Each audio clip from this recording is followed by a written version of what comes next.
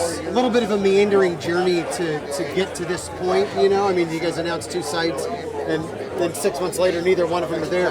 What do you make of that, and what would your message be to fans who might be a little bewildered by this process and have a little fatigue after a year and a half? Well, these processes it's not a straight line between point A and point B, and I've looked at a lot of them. In fact, just participated on the relocation committee of the A's to Las Vegas, and the learning experience from that, not so much that they're relocating, but all that went on for 15 years trying to get to that point.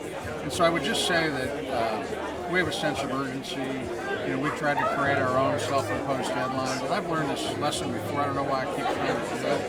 Whether it's a labor agreement or something like this, until you have a real deadline that focuses everybody on it, sometimes it's difficult to do. But I certainly, if you look at the history of Jackson County, I talked about it a little bit today.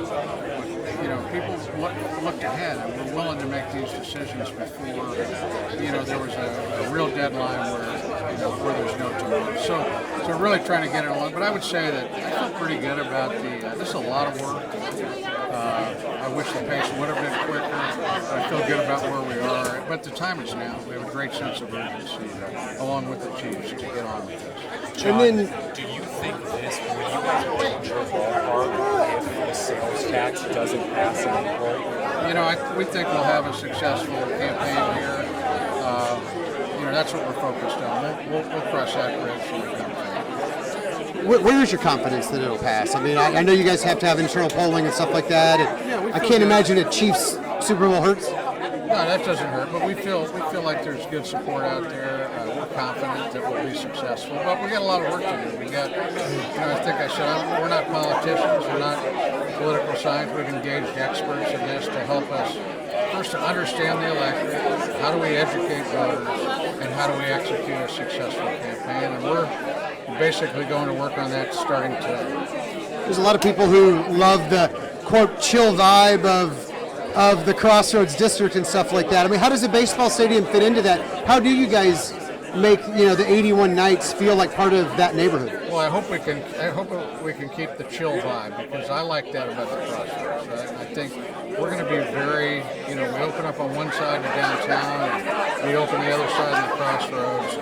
And we're talking to a lot of people I spend a lot of time in the Crossroads. I love First Fridays, the restaurants, the energy and vibrancy of the Crossroads. So we're gonna work very, very hard to make sure not only that the building fits in, but that the way that we're activating in the community fits in with the culture. And then the parking garages in this. I mean, are you going to build parking garages?